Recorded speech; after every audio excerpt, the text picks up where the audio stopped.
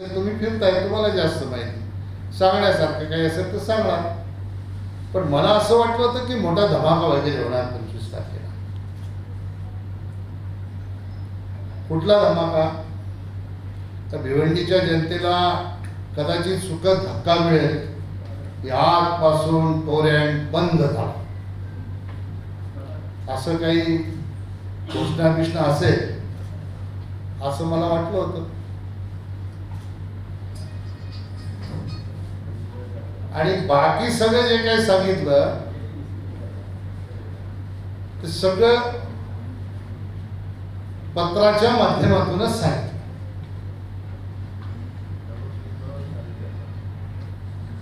आणि माझी सवय,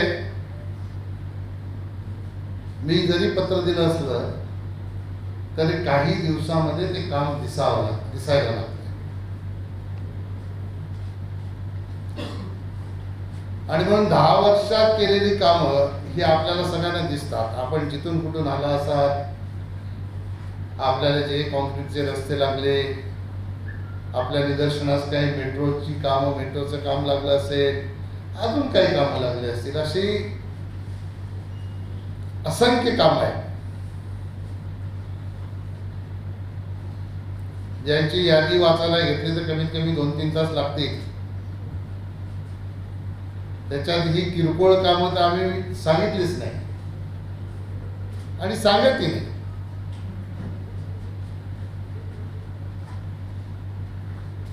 पण खऱ्या अर्थाने लोकप्रतिनिधी हा निवडून आला म्हणजेच लोकप्रतिनिधी होतो असं नाही. तर लोकप्रतिनिधीची नाळ ही जनतेशी बांधलेली असते. तो कुठल्या सत्तेवर असो, पदावर असो किंवा नसो, तशी माझी नाळ जनतेशी बांधलेली आहे. मी 4 जून नंतर, आज आपण आता 30 जून 2025 मध्ये, 4 जून 2024 नंतर 1 वर्ष आणि अजून काही कालावधी गेला. या 1 वर्षाच्या कालखंडामध्येही बरीच अशी कामं आपण 1 वर्षात ही मंजूर केलेली आहे. काही कामांच्या मागण्या केलेल्या आहेत आणि निश्चितपणाने ती कामं ही मार्गी आपण लावू. पण ज्या काही जनतेला मागच्या 1 वर्षापासून अपेक्षा होत्या, त्या जनतेचा भ्रमनिरास झालेला आहे. आणि म्हणून पत्रकार बंधूंनो, तुम्हालाही लक्षात आलं असेल की वर्षभराच्या कालखंडानंतर जेव्हा तुम्ही गेला असाल पत्रकार परिषदेला, तेव्हा खोदा पहाड निकला चुहा, अशा प्रकारची परिस्थिती आपल्याला बघायला, ऐकायला मिळालेली असेल.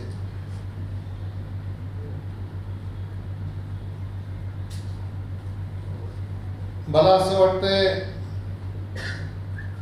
की मी काही गोष्टी आपल्याशी प्रश्नांच्या माध्यमातून उत्तरे देताना शेअर करणार आहे. पण त्यापूर्वी भिवंडीमध्ये काही परिस्थिती निर्माण झाली, काही मुरबाडला झाली असेल, काही शहापूरला झाली असेल, त्या बाबतीत जनतेच्या काही भावना ज्या प्रतिक्रियाच्या माध्यमातून व्यक्त झालेल्या आहेत. म्हणजे वर्षभरामध्ये पत्रकार म्हणून आपल्याला काय अपेक्षित असेल, वर्षभरामध्ये मतदार म्हणून मतदारांना अपेक्षित असेल, त्या मतदारांच्या माध्यमातून व्यक्त झालेल्या ज्या भावना आहेत, ज्या आम्ही ही सोशल मीडियाच्या माध्यमातूनच बघितलेल्या आहेत, ऐकल्या आहेत. आणि त्या भावना पुन्हा एकदा जनतेपर्यंत जाव्या, उजागर व्हाव्या, याच्यासाठी छोटे छोटे 2-4 किती व्हिडिओ आहेत, 2-2 मिनिटांचे काही व्हिडिओ आहेत.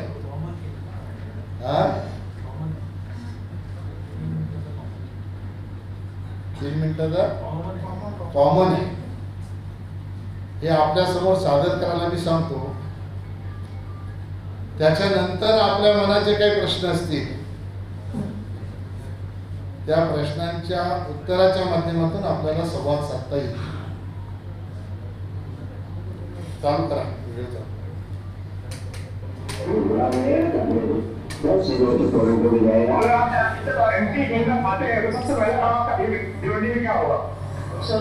टोरंटो को हटाएंगे, एमपी आने के बाद सबसे पहले टोरंटो को हटाएंगे.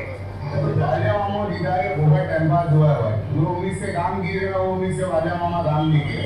वालिया मामा क्या बोला था एक दिन के अंदर टोरंटो को अपन दिलाएंगे. आज तक पहला वाला नहीं हुआ. खाली टोपा बनाया वालिया मामा तो दिखाए उसका क्या कभी पार्टी ठीक कर रहे हो. अरे मैं काम कर रहा हूँ दूसरे दिन से ही टोरंटो बहुत साल वो है 27 तक. अब सवाल ये होता है कि बहुत सारे लोगों के जहन में ये है कि ये बाबर आरसीसी रोड आपने बनाया कौन. एने वाली जब तुम मालूमात आया था और मैंने मालूमात में माहिती दिया था मैंने रजिस्ट्रेट का खास करके नाम डाला था कि रजिस्ट्रेट ने कितने रोड आरसीसी रोड पास कराए हैं. मेरा सच्चाई ये है कि यहाँ पे जो एने वाली लिखी थी श्री कपिल पाटिल हावड़ा रंजी सोचना मुंबई महानगर विकास बनाना एने वाली बाबा इसमें बता रहे लगभग 250-75 लाख की 52 रोड से दूसरी रोड से बनेगी. नाशिककरांच्या वतीने समजा, ठाणेकरांच्या वतीने समजा, मी आपल्याला विनंती करतो हा रस्ता 6 लेन करा. कारण प्रचंड मोठ्या प्रमाणात ठाणे जिल्ह्यामध्ये डेव्हलपमेंट होत आहे. नाशिक, गोंडे आणि मुळखेड अशी लेंथ बनलेली त्याच्यामध्ये एक 99 किलोमीटरची ही लेंथ आहे. 4 लेन रोड आहे. आपण म्हणतात त्याप्रमाणे आम्ही त्याला 6 लेन मंजूर करू. सर मी सेजल सतीश माणिक मी कल्याणची रहिवासी आहे. आधी आपला हा रोड नव्हता, आता हा रोड बनलेला आहे रिंग रोड म्हणून. आणि कपिल पाटील आपले केंद्रीय मंत्री आहेत त्यांच्या नेतृत्वाने हा रोड सक्सेस झाला आहे. त्याबद्दल त्यांचे आम्ही आभार मानतो. मी कल्याणकोटला 2005 पासून प्रॅक्टिस करते. पण इकडे जी रहदारीची समस्या होती ती कपिल पाटील खासदारांमुळेच सॉल्व्ह झालेली आहे. आणि याच्या पुढे मला नाही वाटत की कुणाला पार्किंगचा प्रॉब्लेम आहे. Thank you Kapil sir.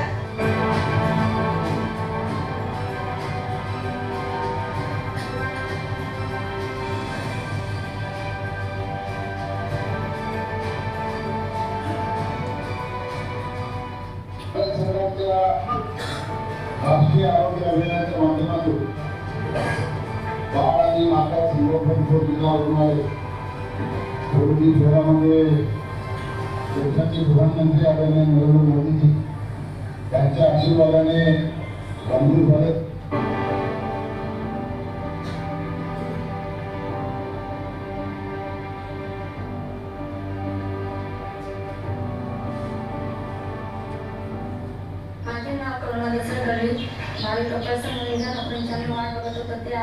आज ते महिला संरक्षण मोर्चा यांनी कपिल पाटील साहेबांची भेट घेतल्यामुळे त्यांच्यामुळे आज सुखाचे दिवस बघायला लागले. ते आज म्हणजे कपिल पाटील साहेब यांच्यामुळे लागले. यांचे असे आभार मानावं. खूप खूप शुभेच्छा.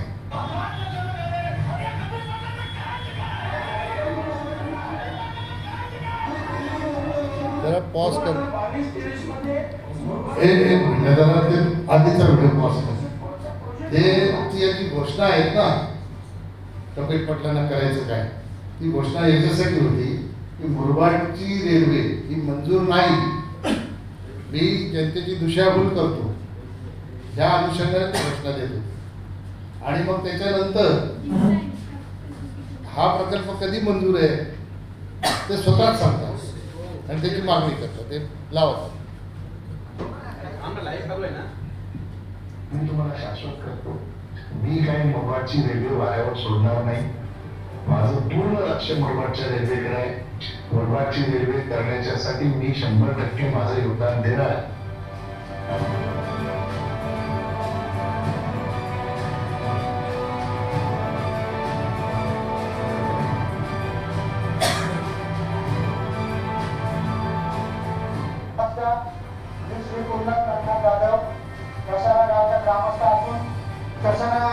पूर्व आणि पश्चिमला जोडणारा या नवीन पिढीसाठी कपिल पाटील साहेबांनी 55 कोटी रुपयाचा निधी कसारा स्टेशनला उपलब्ध करून दिला. 33,000 करोड़ रुपए से अधिक के प्रोजेक्ट का शिलान्यास प्रयास किया गया है उसमें 2 मेट्रो लाइन भी शामिल है। ठाणे से भिवंडी, कल्याण दहिसर से लेकर मीरा भाईंदर तक के लोगों को तो फायदा पहुंचेगा ही।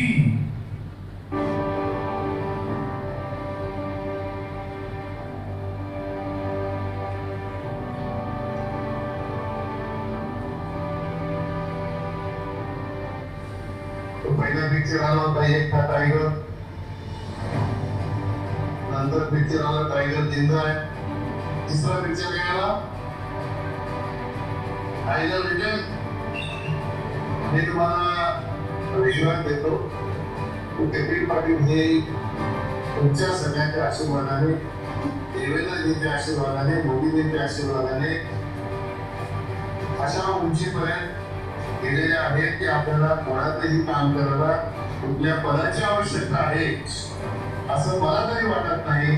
ते कुठल्याही पदावर असतो तरी तुम्हाला कुठलंही काम, कुठलीही अडचण आली ते काम सोडवण्याची ताकद निश्चितपणाने या सगळ्या नेत्यांच्यामुळे आपल्यामध्ये आहे असा विश्वास तुम्हाला आजच्या या निमित्ताने मी देतो।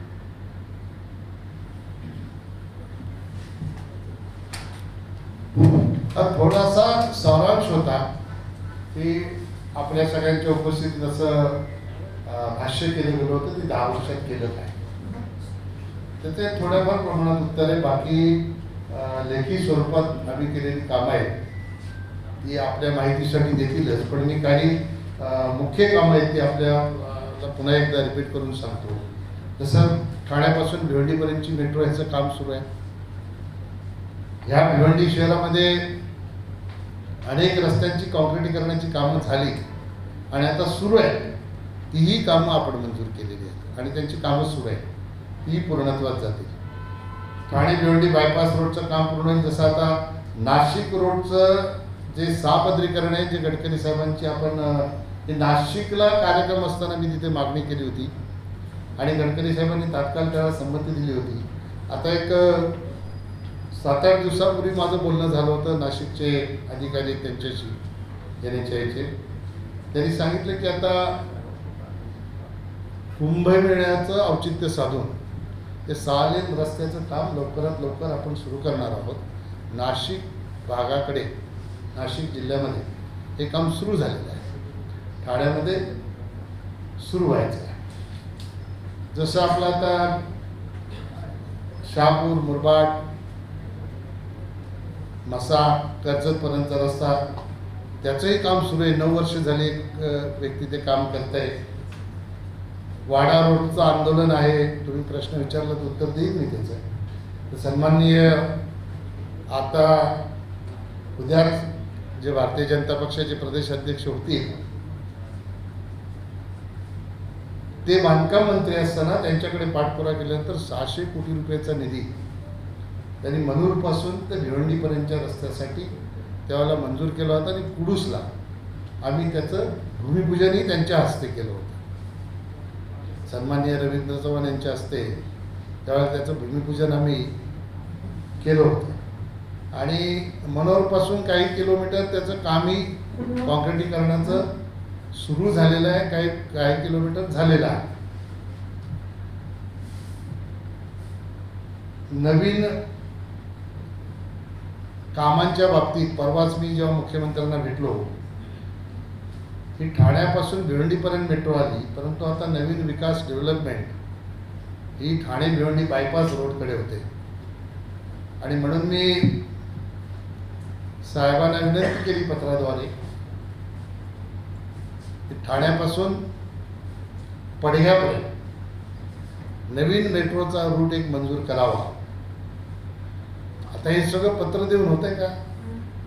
तर पत्र दिल्यानंतर त्याची व्हॅबिलिटी चेक केली जाते, ती चेक केल्यानंतर सर्वे केला जातो, सर्वे केल्यानंतर DPR बनवला जातो, DPR बनवल्यानंतर पुढच्या प्रक्रिया सगळ्या सुरू होत असतात। आता हे मी सांगण्याचा हेतू काय ते तुमच्या लक्षात आलं असेल, तुम्ही समजून घ्या। शहापूरचा अजून तुम्ही विचार केला तर कलमगावचा अंडरपास आहे, कल्याणपासूनचा मुरबाडपासून माळशेजपर्यंतचा रस्ता आहे, हे मी का सांगतो की परत कोणी याच्या बाबतीत भाष्य करायला नको की हा रस्ता आम्ही मंजूर केलेला आहे. जे लोक 10 वर्षात मी काय केलं विचारतात ना, ते जिथे उभं राहून विचारतात ते काम पण मी केलेलं आहे. जिथे कुठे उभं राहून विचारतात ना ते काम सुद्धा मी मंजूर केलेलं आहे आणि ते काम बऱ्याचशा प्रमाणात पूर्ण झालेले आहे. अशा पद्धतीने दिशाभूल करण्याचं जे काम आहे, तर माझी आपल्याला सूचना आहे की जे खरं आहे ते आपण लोकांसमोर नेण्याचं काम करावं. पत्रकार हा जनतेवर प्रेम करणारा असतो. पत्रकाराचं कुठल्या नेत्यावर व्यक्तिगतरित्या प्रेम नसते. पत्रकाराच्या लेखणीमध्ये चौथा स्तंभ वगैरे सगळं आता हे जुनं आहे, पण पत्रकाराच्या लेखणीमध्ये तलवारीच्या धारीपेक्षा जास्त ताकद आहे आणि जास्त धार आहे. ती धार सत्य जनतेसमोर ठेवण्यासाठी आपण सगळ्यांनी वापरली तर जनतेसमोर सगळ्या खऱ्या गोष्टी ह्या जातील असा मला विश्वास आहे. मी पहिल्या वर्षात मी काय केलं, पहिल्या वर्षात कोणी काय केलं याची तुलना मला करायची नाही, कारण कोणाशी तुलना होऊ शकत नाही. पण तर कोणी जर अभिमानाने सांगितलं असेल की मी पहिल्या वर्षात हे केलं, तर मी हे पहिल्या वर्षात जे केलंय ना ते 5 वर्षात नाही 10 वर्ष राहिले तरी होऊ शकत नाही. त्याची यादी आपले लोक देतील, कारण मला कागद घेऊन काय तुम्हाला सांगायचं नाही, कारण मी 10 वर्षात काय केलंय ना मला पूर्ण पहिल्या दिवसापासून सगळं सांगतंय. म्हणजे 2014ला निवडून आल्यानंतर राज्यामध्ये बीजेपीचं सरकारही आलं नव्हतं. मी जिल्हा परिषदेचा अध्यक्ष असताना MMRDचा सदस्य असल्यामुळे MMRDच्या अधिकाऱ्यांशी तेव्हापासूनचा परिचय होता आणि खासदार झाल्यानंतर आघाडीचं सरकार होतं. त्यावेळेला आपला कल्याणच्या दुर्गाडीचा ब्रिज, आपला मोठागाव ठाकुर्लेचा ब्रिज यांना प्रशासकीय मंजुरी मिळवून देण्याचं काम त्यावेळेला मी केलं होतं. त्याच्यासाठी श्रीकांत शिंदेनेही मोठागाव ठाकुर्लेसाठी प्रयत्न केला होता, आनंद परांजपेंनी केला होता. ज्याने कोणी केलं असेल त्यांचं श्रेय त्याच्या पाठीमागे आहे. पण आपल्या माहितीसाठी म्हणून सांगतो, मलाही माहीत नव्हतं. एक दिवशी मी सहज माहिती काढली तर भिवंडी तालुक्याचा भाग जो आहे तो कल्याणच्या पलीकडच्या खाडी किनाऱ्याच्या पाण्याचा जो पार्ट आहे ना तिथपर्यंत भिवंडी तालुक्याचा भाग येतो, अशी माहिती मला मिळाली होती. ती तपासून बघावं लागेल, मी त्याची सत्यता कधी पडताळून बघितली नाही. त्याच्यामुळे सुरुवात तिथून झाली होती आणि मला असं वाटतं की 15-16 भाषणं केली असतील 1 वर्षामध्ये. 100च्या वर प्रश्न विचारले होते. 109 प्रश्न आहेत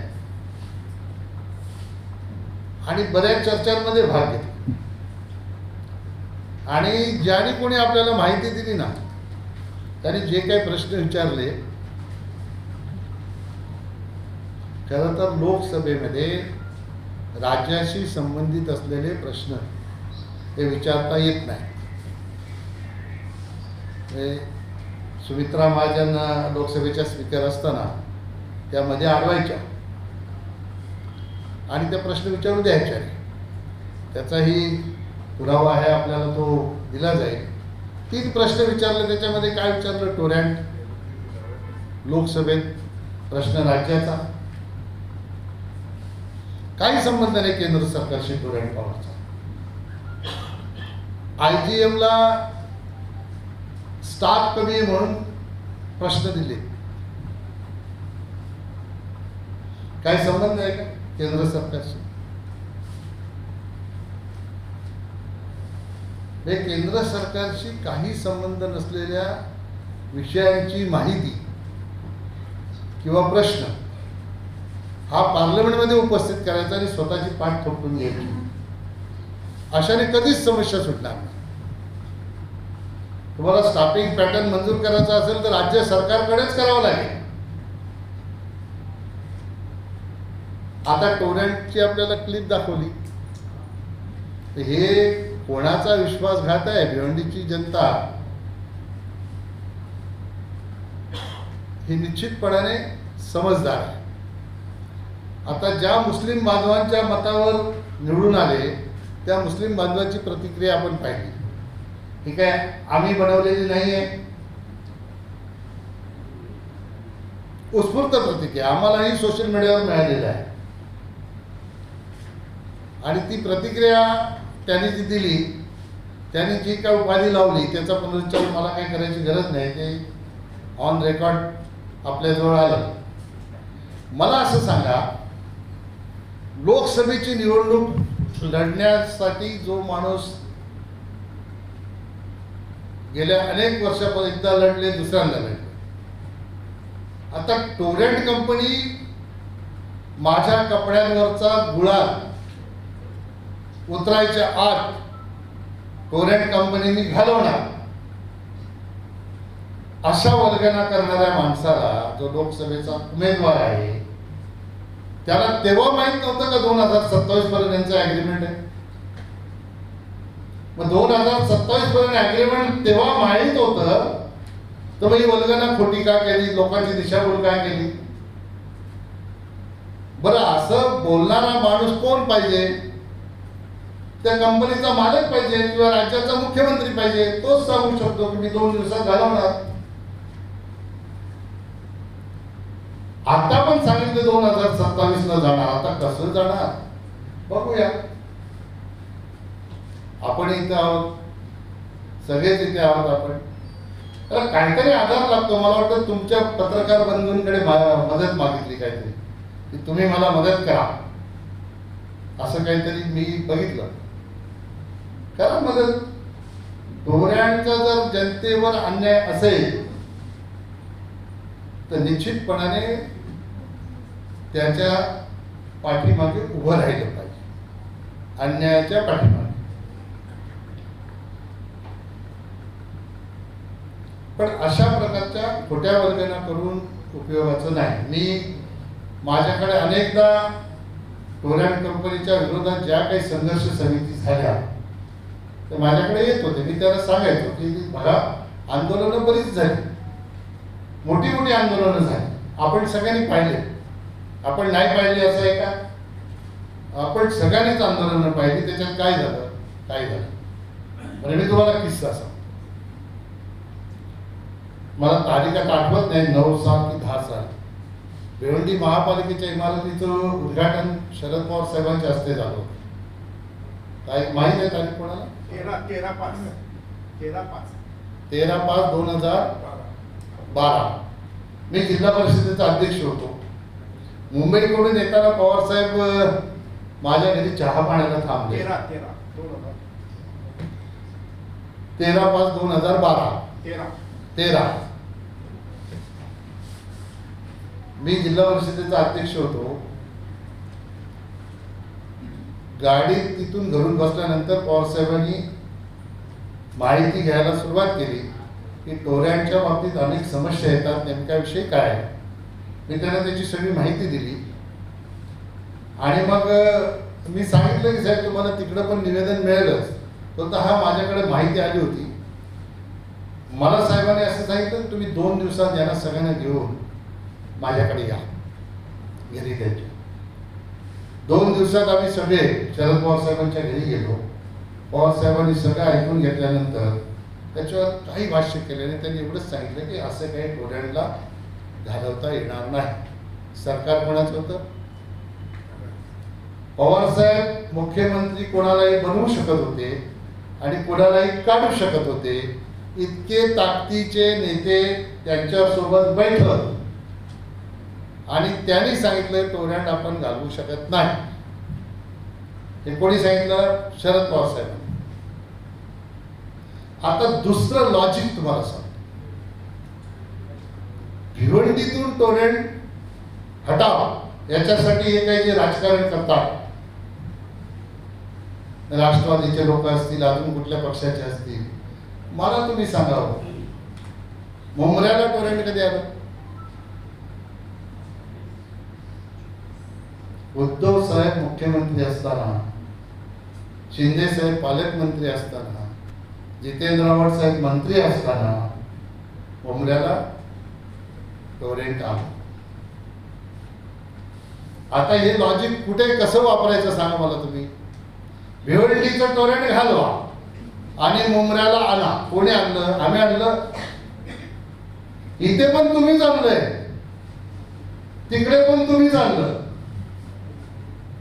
माझे मित्र सन्माननीय सुरेश टावरे साहेब एकदा भाषणात बोलले होते की आमच्याच लोकांनी काय गडबड करून हे टोरेंट आणलं. अतिशय चांगला माणूस आहे, भोळा माणूस आहे सुरेश टावरे, माझा मित्र. आम्ही दोघे कॉलेजचे मित्र आहोत. जनतेच्या भावना त्यांना समजत होत्या आणि म्हणून ते वस्तुस्थितीवर बोलत होते. हे अशा वल्गना करून जनता किती दिवस आपल्या भूलथापाला बळी पडेल याचाही आपण विचार करण्याची आवश्यकता आहे. मला आपल्याला एवढंच सांगायचं आहे की येणाऱ्या काळामध्ये माझी बाजू घेऊन तुम्ही जनतेला काही सांगावं असं मला अपेक्षित नाहीये. माझी बाजू खरीच आहे. मला हे अपेक्षित आहे की भिवंडी लोकसभेच्या जनतेची दिशाभूल होणार नाही याच्यासाठी पत्रकार बंधूंनी सत्य माहिती जनतेपर्यंत देण्याचं काम केलं पाहिजे. मध्ये असंही कुठेतरी एकदा पत्रकारांसोबत की भाषणात सांगितले कपिल पाटलांना 10 वर्ष झाली खासदारकी समजलीच नाही. आता ह्याच्यापेक्षा मोठा जोक महाराष्ट्राच्या हास्य जत्रेमध्ये पण होत नाही. बोलतोय माहिती आहे ना, ऐकलंय की नाही? काही अंशी आपण मान्य करू, बरोबर आहे. 10 वर्ष मला नाही समजली, कारण मी कधी कोणाचा माहितीच्या अधिकारात माहिती मागितली नाही. मी कधी कोणाच्या प्रोजेक्टवर अर्ज केले नाही. मला हे माहीतच नाही. निवडून आल्याबरोबर लगेच काढल्यावर जायचं आणि शेतकरी बांधवांनी काम अनाधिकृत केलेले पाडून टाका असं सांगायचं हे मला माहीतच नाही. नाळ्याचं पाणी आणले, काढल्याला जाऊन गटात बांधकाम करा, हे काम खासदाराचं आहे, हे कुठे मला माहित होतं. अधिकाऱ्यांना पत्र द्यायचे, त्यांना सांगायचं ड्रॉवर मध्ये ठेवा, नंतर बघू काय करायचं. ही 10 वर्षात मला खासदारकी समजली नाही हे बरोबर आहे. मला जी खासदारकी समजली ती जनताभूमिक विकास कसा करायचा ही मला खासदारकी समजली. राज्याचे मुख्यमंत्री देवेंद्र फडणवीस साहेब, देशाचे प्रधानमंत्री नरेंद्र मोदीजी यांनी, मी मंत्री झालो तेव्हा मोदीजींनी सांगितलं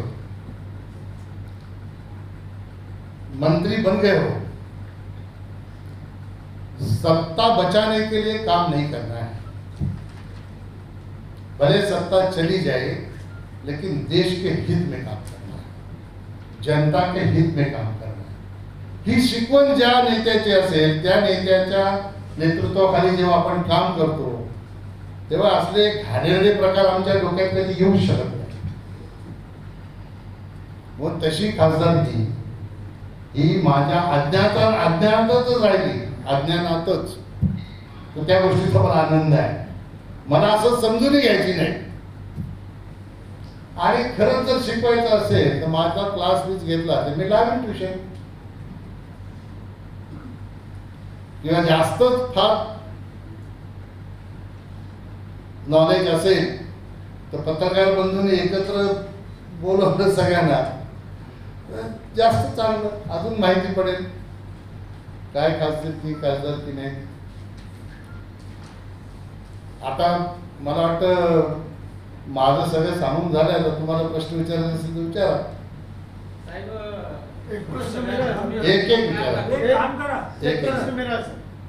काम करा, सर्व लोकसभेचे आलेले आहेत, एक म्हणजे भिवंडी, बदलापूर किंवा शहापूर वेगवेगळे घ्या, परत सगळी सर्व्हिस तसं करा. चला भिवंडी घ्या. चला.